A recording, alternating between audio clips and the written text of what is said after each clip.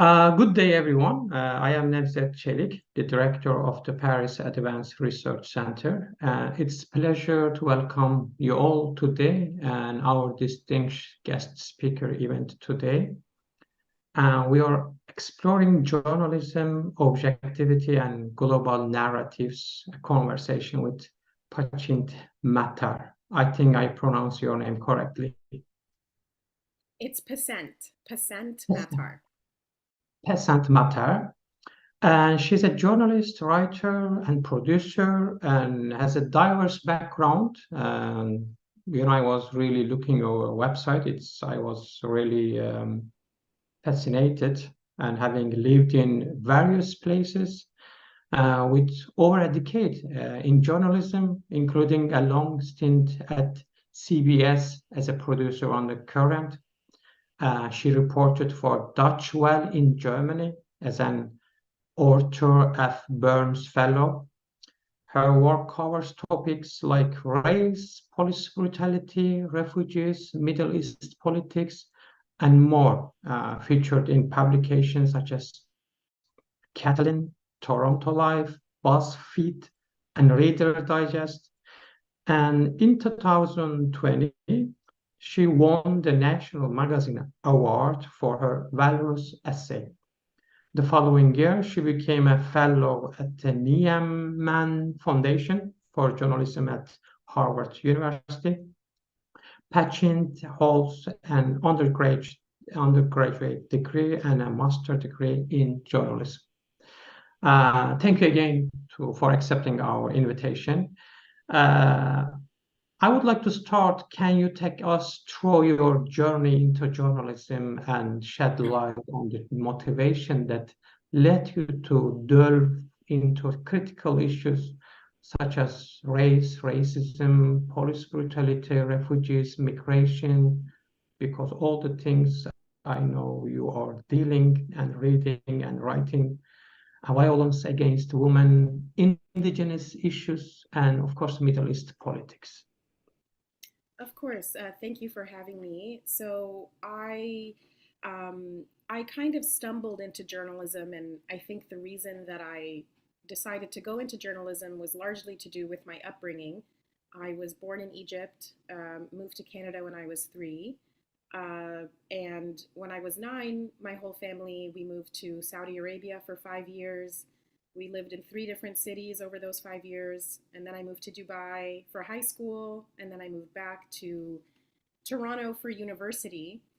And every summer I spent in Egypt with my cousins and aunts and uncles and grandparents. And so basically, I grew up in a very multifaceted world. I was always living kind of between worlds. I'm Egyptian, but living abroad.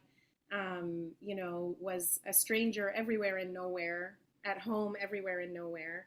And of course, I grew up speaking Arabic at home. My dad really insisted on teaching us Arabic. And, when you live a life like that, you just see the complexity of the world, the complexity of people's stories. And I was very motivated to kind of bring that world, that curiosity, that nuance to news. I've always loved talking to people. I've always loved writing, asking questions. And so when I finished my undergraduate degree at the University of Toronto, I did political science and French, and I wasn't sure what I wanted to do next. And I applied to journalism school as a last minute kind of just backup plan. It wasn't like, oh my God, I have to be a journalist, but I just thought I'm good at writing.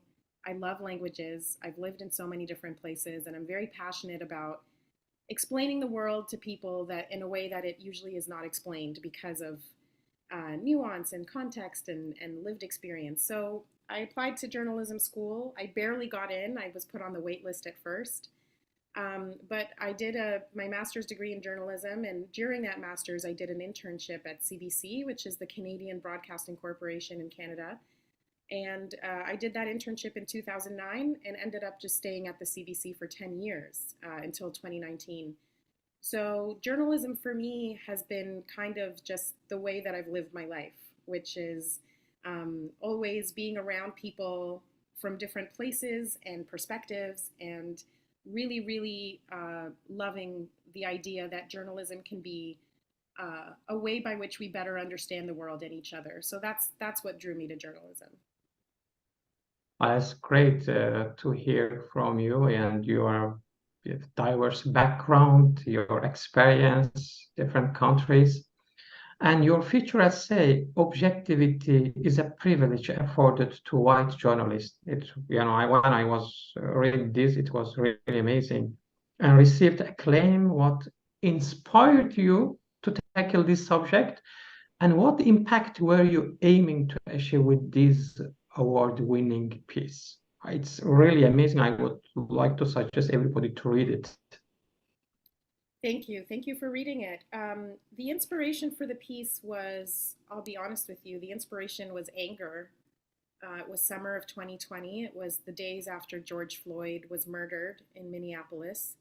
Um, and I was watching how news coverage was making many of the same mistakes that I saw happen in my 10 years at CBC and beyond CBC. You know, this is not a CBC specific problem, but um, I had left the CBC by the time it was 2020, and I was starting to give talks. In the days of George Floyd's murder, I was invited to give a talk about media and racism, and it was a different time then. I was still very careful about what I said because it's such a small industry. You don't want to say the wrong thing and upset the people that work with you and that are your peers in the industry. But I gave this talk in the days after George Floyd's murder, and I found that I was being a little bit perhaps too safe. I wasn't really saying what I wanted to say out of fear. And so the head of that magazine, The Walrus, where I published it, had been listening to this talk, and she sent me a note and said, I learned so much from you. Thank you for sharing your experiences. And what I wrote to her was, I barely said anything at all. There's so much more I want to say, and I would like to write about it in your magazine. So I sent a pitch basically outlining some of the main themes that I saw during my time at CBC. The piece itself is long, as I'm sure you know, it's about 5,000 words, but what came up for me was the fact that the big themes are that we over-rely on narratives put out by police. Police statements often have a lot of power in media. We go with them as an authority and often do not practice skepticism with what they put to us. There's also a pattern of not believing racialized people, Black people, Indigenous people, and others are often scrutinized. They're not believed. They are questioned over and over about their experiences. And then there is the dynamic of reporters like me, racialized reporters. I'm Egyptian Canadian. And so when you bring someone like me and others trying to do stories about racism, about the actions of police, about lived experience, often we're seen as biased or too close to the story, or so that all just came spilling out. And I wanted to write about some, I basically wrote 3 key examples of how this played out in my time. And one was I was reporting in Baltimore around the time of the protest there. I believe it was the year 2015 that I was in Baltimore. And one of the things that happened is that when I was there, I interviewed 2 young Black men about what their experience was like with racism in Baltimore and the police. And they gave me this very powerful account of just how difficult it is and the way they are targeted and harassed and violated, quite frankly, by police there. And I was there to do a long form radio documentary. But when I came back to Toronto and wanted to air this conversation I had with the 2 young Black men about the police's treatment of them, my executive producer at the time did not want to run this interview. She seemed to doubt their experiences. She asked, how do you know these men even gave you their real names? She asked if, I had contacted the police to verify the account of their being stopped and questioned. And it was a fight to get this, what I thought was a very straightforward kind of account of police harassment. It was a fight to get that story up on the air. Another story I wrote about was Indigenous women not being believed about what happens to them. Once again, when the police say, Oh, that didn't happen. It was a story about an Indigenous nurse talking about how Indigenous people in Canada, even when they go to the ER at the hospital, if they're acting out or if they're a little unruly or something, they will be handcuffed and put in the back of police cars and taken away. And the nurse was saying, I only see this happen to Indigenous people. If it's white people who are drunk or unruly or acting out in a hospital, they're sent home or they're sent to somewhere to rest for the night. They are supported, but Indigenous people are sometimes put in handcuffs and taken away by the police. So when we contacted the police to get a response to this claim, they said they practice bias-free policing, that this doesn't happen. And based on this kind of denial from the police, my editor on that story wanted to actually remove this story entirely. He said, well, the police said it didn't happen, so we need to not air this. And I said, no, this is not Interesting. journalism. Yeah, so that was two of the stories that I wrote about in the Walrus, and finally there was the story about a Palestinian journalist that I interviewed in 2017 about protests that he was covering in Jerusalem, and also about the um, intimidation and kind of trouble that he was facing in reporting. He had been stopped and questioned and kind of jostled around by Israeli security forces as he was doing his reporting, and he put a video of this up on Twitter. And so I wanted to talk to him about what it's like to cover protests in Jerusalem in 2017, but also what is it like as a Palestinian trying to tell this story while facing intimidation and interference from Israeli security. And this story was perhaps maybe the most relevant to our time now, because it was the first time in 10 years of my time at CBC. At the time, I'd only been there for 8 years, but I stayed for 10 years, and that was the only interview in my 10 years there, of the thousands of interviews that I produced, that it did not air. They did not run it. It was killed. It was not published or broadcast. And I never fully understood why. And it really made me very frustrated. There was just no editorial conversation about why they didn't want to run this interview that I had booked and produced and written the questions for, that were approved and vetted and framed. We have a very thorough editorial process. And suddenly that all went out the window when they just told me after it was recorded, we're not going to air this story. So I wrote about these three instances in my piece.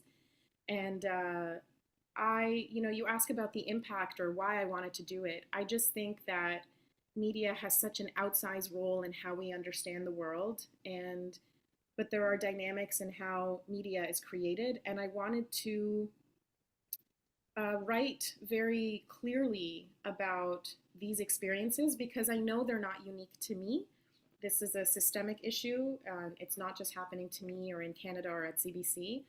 And I'll be honest with you, when I wrote it, I thought I'm never going to work in journalism again because I'm going to be seen as a troublemaker and the type of person that talks about her former colleagues and institution. I It's was I was what's that? questioning. I'm sorry to interrupt you, but I was really questioning also myself to do such a kind of job. And what you have, saying to me, you should be very courage and very brave. It is not only to writing a piece of paper, but you are also bringing the truth, but also putting your life in a danger, I would say, you know, to really many people now doesn't touch any fragile issues to not lose their job, not, being a troublemaker, as you said. And it's continue, really, please. Uh, we need this kind of journalism, but it's not easy. It's not easy. And when I heard you, I really remember also how the brave journalism in history shed light the truth and Mm-hmm. how they put their life in the risk to bring us the truth. Mm-hmm. It's not, the only today, since the war in Vietnam and until today. And I think it has to be also kind of braveness and kind of uh, character of looking the truth. and bring the voice to be heard. Mm-hmm. Yeah, absolutely. I mean, it was a risk, and it is still risky to talk about this. Media is notoriously, we cover others, we cover the shortcomings of other institutions, we like criticism and critical thinking, but when it comes to the way that we work, we're very sensitive to criticism and to critique, especially if you're critiquing your own institution or even others. So it was a risk to write this for sure, and I thought I would very much not work again in journalism because I would get this reputation as a troublemaker. But in fact, I would have never guessed the outcome, which is that this article went viral across the world. It was added to journalism syllabuses in the US and Canada and beyond. And I was quite frankly overwhelmed with messages from people as far as Australia, New Zealand, Sweden, Wales, the US and Canada saying, you just described my experience in journalism. And others wrote to me to say, I'm not in journalism, but I'm in law or academia or medicine or urban planning, and these dynamics happen with us as well. And so it resonated with a lot of people, which was encouraging, but also devastating to me that this is something that is happening everywhere. And I think maybe one of the most significant things that happened as a result of this piece being published is that I got selected to go to Harvard the year after to be a Nieman Fellow at the Foundation for Journalism, which is a pretty prestigious opportunity. And what it did was it kind of gave me the courage and the legitimacy and the support to keep doing this work, to get this seal of approval from Harvard. And so I think that writing that article was a bit of a turning point for me. It was a test, not that I knew it at the time, but I thought this would end my career. But what it really did was give me more courage and support to keep doing this kind of media criticism work. So I could have never expected this at the time. Well, good to hear you had the experience also in Harvard. Let's move from here to as we navigate the current media landscape, particularly in the context of Israel and Palestine conflict. Could you share your observation or insight on the narratives that have unfolded over the past 2 months? How do you perceive the complexities and dynamics of this situation in the media? I mean, we have also social media, but it's kind of freedom, but also not freedom. It's kind of we see many many different things going around, with big media, the classic media, but also with social media. I would love to hear from you. What is your perspective? Yeah, this is it's such a complex, huge conversation. But here are my big picture thoughts and, you know, uh, the experience that I had. I spent 10 years at CBC, and I'm in touch with journalists all over the world at major institutions. And a dynamic that is uh, very common is that, especially in, I would say, in Western media, has really had a very difficult time telling this story. It is very hard to do any stories about Palestine or Palestinian people. The only, I would say, overwhelmingly, the only time that stories about Palestine or Palestinian people are covered is after when there's an attack on Israel or Israeli people have been killed or injured. That's kind of the only time that suddenly we want to talk to Palestinians and talk about Palestine. So often you won't even see Palestinians represented in the news unless there has been some kind of violent attack on Israelis, and therefore Palestinians are brought on to explain or defend or talk about it. So there's kind of an imbalance when you only see Palestinians brought on as a response to violence against Israelis. It really kind of solidifies this perception that Palestinians are terrorists, that they are violent, that they are hateful, the things that are very hard to get at in media. is just the long history, the long context of the conditions that have led to this. I've never seen the scale of violence and destruction that's happening now in Gaza.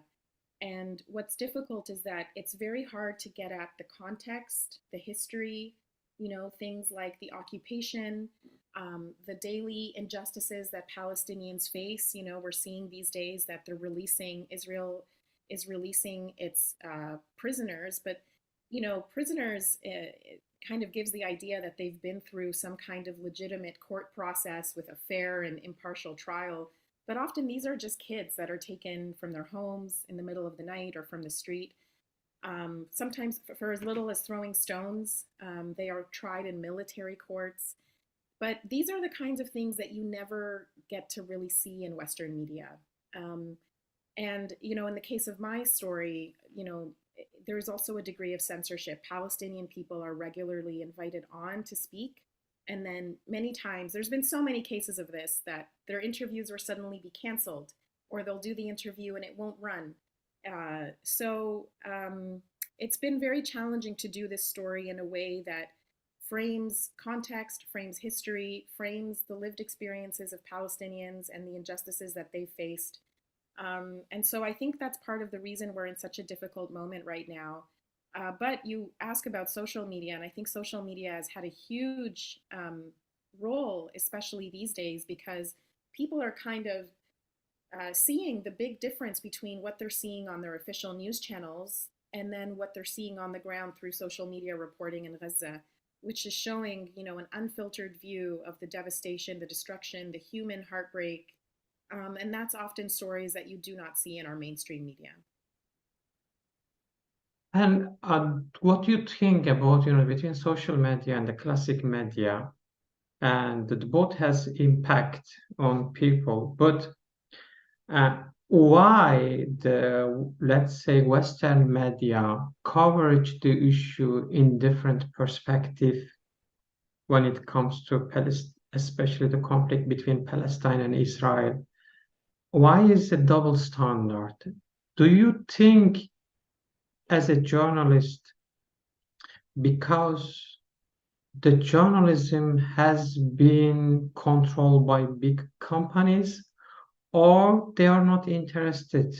When it's why they do not bring the truth in the both side? I mean, I am not talking about only what happened in Gaza, but also the other side. We see the other side, but Yeah. we have been seeing 2 months unbelievable violence against the civilian in Gaza, the hospital, the schools, the babies. It's I would like to hear from you why this kind of double standard. Is there control over the media? Yeah. I'm trying to, I wish I had a clear answer as to why this is happening. I think it's a range of things, but one major factor I would say I think part of this is a result of um, uh, a very dangerous conflation of criticism of the state of Israel, Israeli government policy, Israeli military policy is often seen as anti-Semitic. And so what happens is, if you talk about criticism of the state of Israel or their government policies or their military actions, there are groups in the U.S. and Canada, all over the world, really, that will complain, that will accuse reporters of being anti-Semitic for criticizing state policies of Israel. And so there is a real chill, there is fear in talking about this because no one wants to be seen as anti-Semitic. Um, and so it's something that you learn very kind of organically that this is kind of a no-go zone. And also, like, sometimes people will say this is like a deliberate silencing attempt or something like that. But having been inside media organizations, sometimes it really is just a matter of, like, no newsroom manager, no senior producer or editor wants this headache of Israel and Palestine, because once you do this story every side complains. There's complaints. You know, a group will say, "Oh, you're being anti-Semitic." They write letters, and so part of it is just no one wants this trouble. No one wants this headache, and therefore someone will pitch a story, and I can just imagine, and I've seen it, that it's like, "Oh, here we go again. Are we going to get into this?" So I think one big part of it is the misapplication of the definition of anti-Semitism that has been too widely applied when talking about Israeli government or military policy, and that scares people off from doing it at all. That's one really big dynamic. And the groups that, again, intimidate and go after journalists who do talk about it, which has happened to me just a few weeks ago. I did an interview about, media coverage of Israel and Gaza, and in it, I talked about how Palestinian journalists aren't safe. I talked about how we largely leave off context, like the occupation that's been going on for 75 years. And those are just some of the things that I said. But after the interview came out, a group here came out and, put my face up on LinkedIn and Twitter and said that I was calling for the destruction of the state of Israel, which is absolutely not what I said at all. But again, they took criticism of what Israel is doing as a state, and used it to say that I was saying Jews don't have the right to exist, and that I'm calling for the destruction of the state of Israel. And they do this to intimidate people from talking about it. So that is, I think, two very big dynamics that prevents people from doing this story well. So what we see is whatever the problem for indigenous people or black people, or when it comes to Middle East, like between Palestine and Israel, it's same issue. It's Yes. the way that it's is a main journalism cover is a different perspective and different stories. And given the diverse range of topics you cover, including race, violence, and geopolitical conflicts like Israel and Palestine, how do you navigate the challenge of balancing the need of objective journalism with the responsibility to address and highlight issues of social justice? And what how we come to be just be just and bring the journalism, really a real journalism, to hear about the truth. And how we will achieve this? I mean, it's 2023 and we have a lot of advanced technology to bring the truth.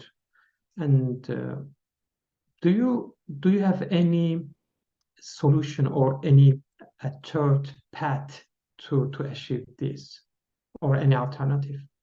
Yeah, it's a tough question. I mean, fundamentally, I believe the reason that media has failed largely to tell some stories, specifically about traditionally excluded groups from mainstream press, again, Black people, Indigenous people, Arab or Muslim people, these are groups that generally have not had a strong presence in media. And even though, media and other organizations and other industries love to talk about diversity and inclusion, and so they'll say, look, we have diverse people in our newsrooms, but if you actually look at where these people are, they often are the youngest, the most precariously employed. They don't have a lot of power. And so newsroom leaders will look around and say, but look, we have diverse people in the room, but they don't have they're not at the decision making tables, they're not at leadership tables, and when the higher you go up in the decision making echelons, you'll see that racialized people are largely excluded. And I think this is a fundamental problem because we need people not just in the building, but in positions of power, of positions of editorial decision making. And it's very hard because, as happened to me and many others, if you push back a little bit, you're seen as biased. You're seen as, oh, you don't know how to do journalism because you're coming from a perspective that is often misrepresented. So you push back against it. You want to represent it, and then they see you as biased or unobjective. that interview that I did with the Palestinian journalist that didn't air, after I left the CBC, I learned that someone on a hiring committee for a senior position that I had applied for basically used that interview with the Palestinian as an example of my bias, and I was that they told the hiring committee that I would not be able to run a show. I'm not sure what about putting an interview on the air that was pitched and approved and vetted, and I don't know how that makes me biased. I think it says more about their bias than it does about me. But I think that is one of the crucial failings of media, is that it's not representing the world outside of its buildings. Very surface level diversity talk, but the power imbalance is there, and it's one that is very tough to fix because of the very dynamic that I've been talking about. You go in from the inside and want to do better coverage and want to have conversations about how can we do things better, but often journalists are just punished for this kind of thinking. There's very tight kind of control, and we haven't been good as an industry about talking about this in a way that doesn't just punish, sideline, and kind of remove people from journalism. So I don't know. It's a tough problem to solve, but I think like the moment that we're in now, I think is really laying bare the kind of differences between mainstream media and what people are seeing on social media. And I think people are asking some very real questions about why are these two worlds so far apart? Thank you for your explanation, and also, in Europe, we have talked about the fake news, and to me, I always ask myself, and when I talk with my colleagues also, who decide this is fake news or not, and what will happen tomorrow with advanced technology and artificial intelligence? Do do we will have more free news, or we are gonna face with a big authority to control the news? That's kind of, the selective position after the measure people seeing or hearing. And I mean, I would like to hear from you. Are we really going to have better journalism, or we will have more authoritarian or more control media? And uh, because I think we are in the time of the fragile moment of advanced technology, with the artificial intelligence dealing with the fake news. We don't know who decide the fake news or not. Yeah, look, this is a very, I think, challenging moment for media as a whole. It's getting, it used to be very easy a few years ago to see what was fake and what was not, what was made up, what was not a legitimate source. But even as someone who's a trained professional, sometimes I find myself not being able to tell if something is real or not. There's deep fakes, there's AI use of pictures that are created, and I think the average person does not have the ability to discern what's real and what's not, and especially with websites like X or Twitter, this stuff is actually uh, there's so much more of it, and it's so easily spread. And I think these websites are actually designed to spread this kind of misinformation.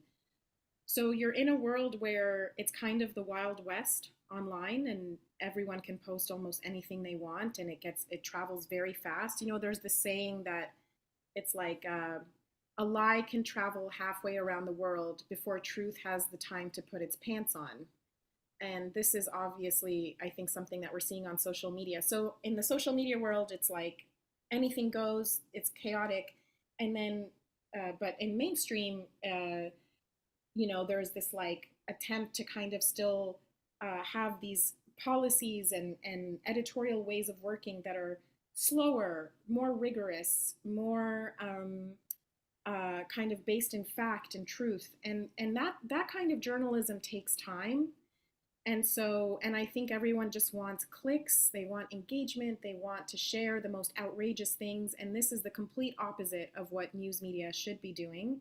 Um, so it's a tough time. It's a tough time, and I think we're heading into a place that is increasingly splintered, media-wise and beyond.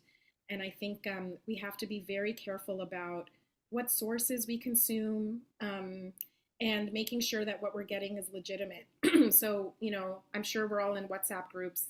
My dad and family and friends will send me information sometimes, and I say to them, please fact check things that you send me before you send them to Mm. me, because 99% of it is not accurate. And I say to them as an example, before you send me something, I want you to go and look and try to find 2 or 3 other sources that say the same thing. If you're having a hard time finding it, it's probably not true. So I'm trying to kind of teach people around me to be a little bit more skeptical and critical of the media that they're consuming and the facts that they're getting. But it's hard. It's an uphill battle, and the internet has forever changed the way that we take up information. Thank you. My last question, as we have a ceasefire between Palestine and Israel, and I we all hope the ceasefire will continue, and most of the state in the world, they pushing to have two-state solution based on 67. As a journalist, do you think we will have peace and turn back to establish two-state solution soon future in Palestine and Israel? Yeah. I have no idea. I can't tell you that I have any thoughts about where this is going to go, but the one thing that is clear, and this isn't me speaking, this is what I'm hearing from Palestinians and Israelis alike. One thing that has really stood out to me about this time, I've been really struck by the Israelis, specifically the ones who have families and friends who are being held hostage by Hamas.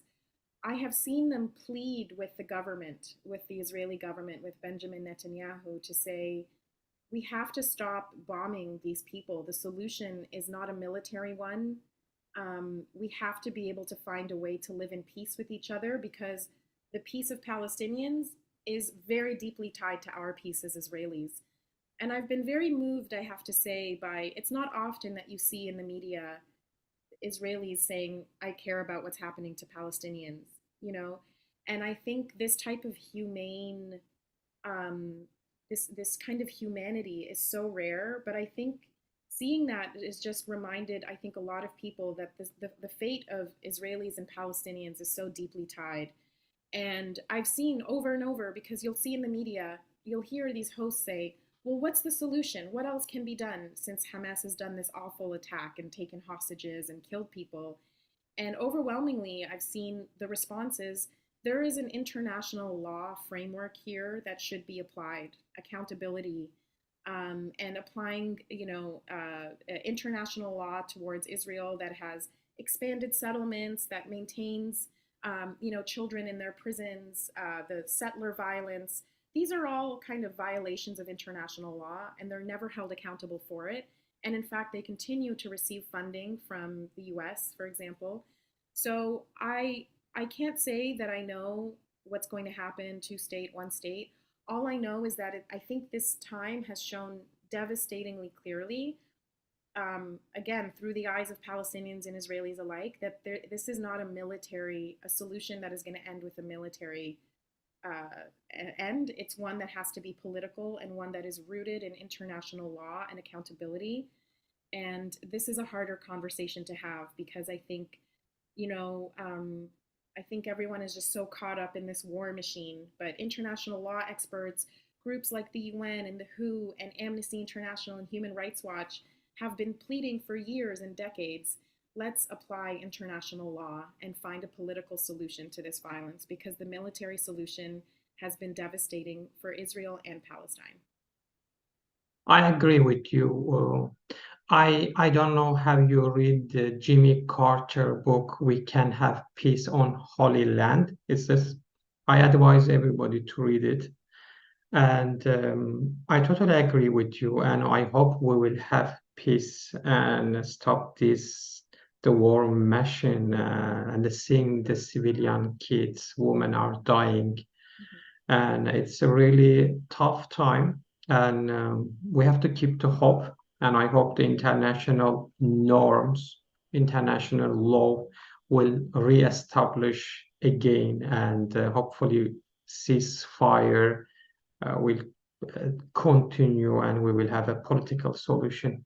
Thank you for accepting our invitation. I was really appreciate and happy to have you, and hope to see you again. And if you come to Paris, we will welcome to anytime. Thank you so much. Thank you for having me, and thank you for your interest. Thank you. Have a good day. You too. Bye-bye. Bye bye.